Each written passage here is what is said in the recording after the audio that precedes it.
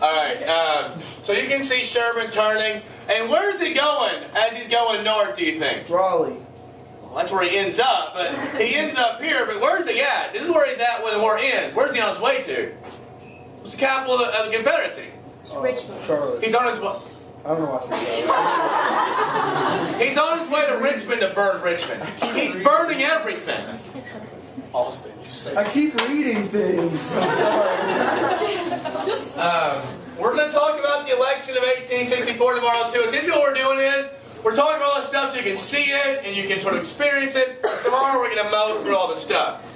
Lincoln was not a shoo-in to win the war, or sorry, to win the election in 1864. In fact, it was, if you look at this, you look at when this was going on, does it have an actual date? Yeah. This is happening in September of '62. When is the election? What month?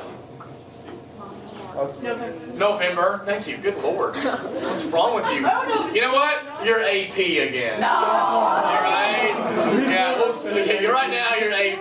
When are the elections? Elections? We're a democracy? All I do is take notes. I don't know any different.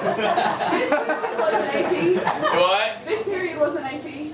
Well, right now, you're AP. Wow. Yeah, that's right. Dang it. Did I talk the first block about that? I did, didn't I? Because we were never... You were always a regular AP class? Well, right now you're in quotation marks. Yeah, what about our test scores? Think you fifth block. Who cares if we don't know what you're asking questions? We know it when you give us a test. That's what And we don't vote, so there. We don't care. Look, this is happening in September. Lincoln looked like he might lose the election. McClellan was a Democrat from the North. He was saying, you know what, let's go ahead and end this war. Let's just end it. All right? It's tragedy. Hundreds of thousands of people are dying. Just end it.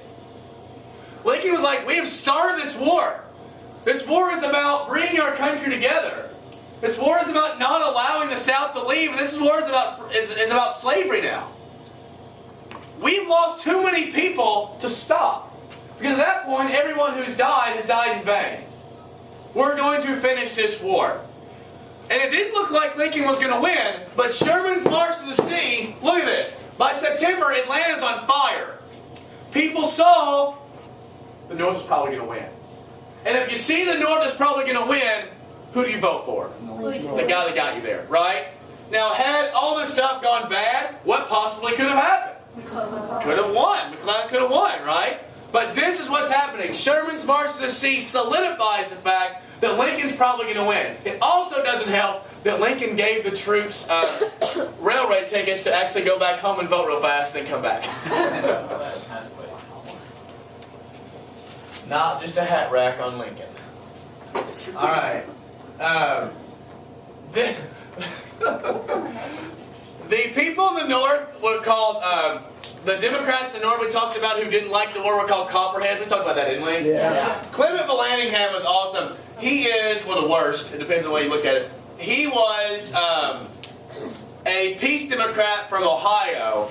And he was constantly badgering and giving these speeches and protesting that we should actually stop fighting and make peace with the South. And he became such a pain in Lincoln's side, and we'll talk more about this tomorrow, I'm trying to get through it. Lincoln ends up banishing him to the South. He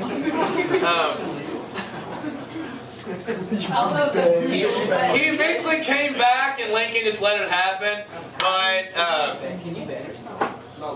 Lincoln, just at some point, Lincoln was just kind of making it up as he was going along, right? I mean, think about it from Lincoln's perspective, though. Isn't all of this unprecedented? It's a civil war. It's not like you can go back and like, well, what did we do the last time we had a civil war, right? You can't do that. Hey, we can go back there. The Constitution doesn't say anything about banishing someone. Hey, whatever is necessary. Look at this. What are we saying? King of the Africans. What are the Northern Democrats accusing Lincoln of? Loving African Americans. Yeah, they called him Black Lincoln. Many of these Northern Democrats didn't like black people, right? These aren't your abolitionists. They just want the war to be over. Some of them are even some Southern sympathizers. And you can see that they've taken him and tried to almost give him a few African American trait, like African sort of racial traits and stuff, that he is Africanus. Abraham and His secret life.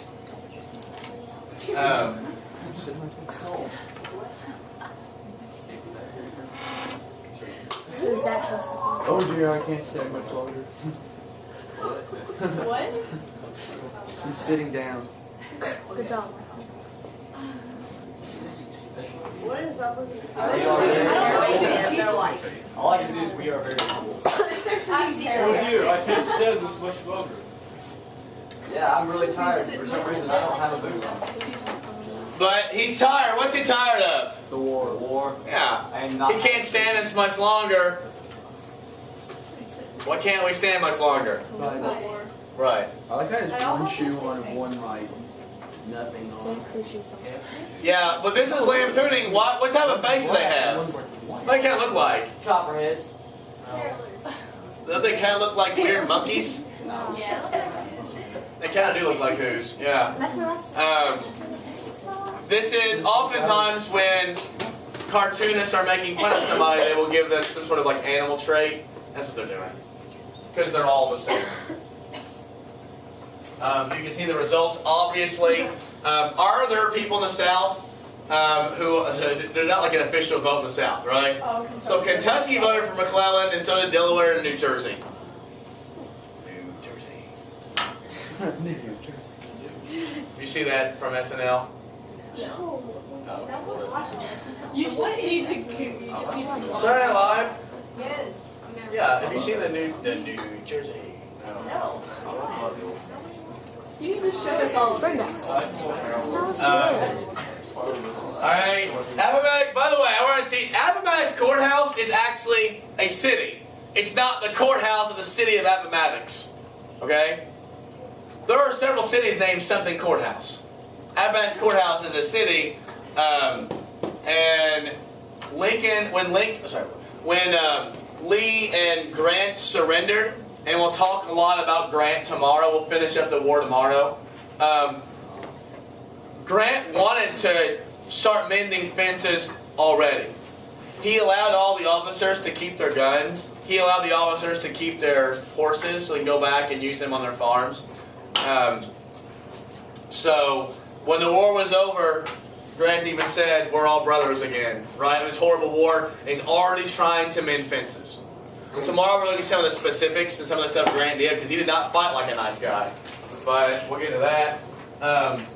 Look at the casualties and some of the statistics. Hey, we want deaths from disease. Death rate 23%. Yeah, that's because twice as many people in the north died from disease. Look. This is this. Yeah,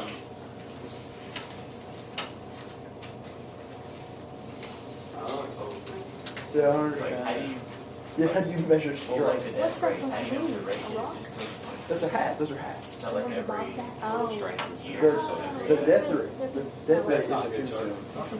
I think what they're saying is, of the people who were in the war, the percentage of people who died on that side of people who fought was 23%. okay.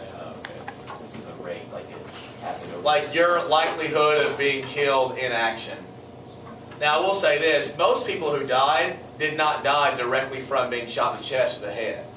Like if you get shot like Stonewall Jackson, for instance, he was shot in the leg or the arm, one of the two, and he died from infection. Yeah. At the bottom, what does it exactly mean by accepted estimates?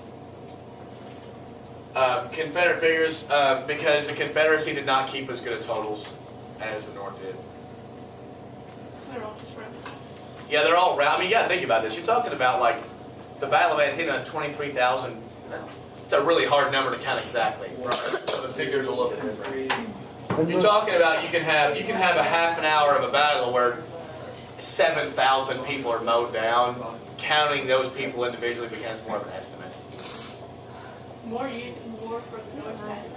Do they like sample that? Do they like find a certain area and just kind of? I have no idea how they do that. Here is compared to other wars in terms of loss of life.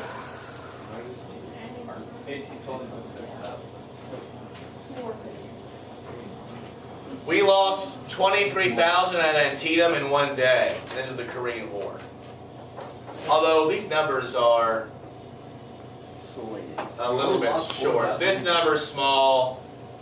This number's a little bit small. What the Revolutionary War? We only lost 4,000 people. Yeah, but that war also did not have any people fighting in it. I mean, it was a big war politically, but the number of people who fought was actually relatively limited.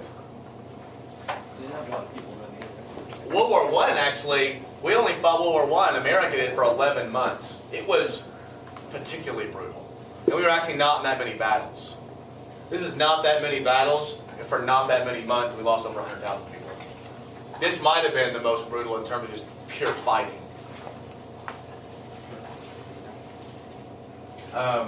What do we know? Ford's Theater, Lincoln's assassination. the General John Wilkes Booth. Bam. His face looks. Yeah, it looks like really short. Because he was. You can still go to Ford's Theater and you can see some of his blood stains on pillows. Anyone seen those things? I've seen them when I was a kid. When we go to DC, I never took the kids to Ford's Theater because it actually is a pretty boring thing. You just sort of stare at this for 10 minutes and that's it. And it kind of takes a while to get there. But Reconstruction. It's not actually Ford's Theater. do what? It's a reconstruction. It's not actually Ford's Theater. The stuff in it's. Oh, where it's at, right. Now the place where he laid lit is the stuff. They took him across the street. Actually, John Wilkes Booth, he jumped off the stage, you know, and he broke his leg. You know what happened to the guy, the doctor, when they finally found Booth? The guy set his leg. They actually, he was accused of treason because he set the guy's leg because he was the guy that killed Lincoln. Because he was convicted, I think. Because if you're a doctor, you have the Hippocratic oath. If you see somebody who's sick, you have to take care of them. And so it was a weird conundrum. So there it is. And there's Mary Todd Lincoln, and Lincoln's dead. And I think, I don't know if it was Seward or if it was somebody, but just said once he died, they said now he belongs to the ages. And today we think of Lincoln as either our best or second best president ever. And many historians have said one reason that is, I mean, he was great, but also he died, he died at the peak of his popularity, right? He had just won the Civil War, and then he died. It's kind of like when Ernest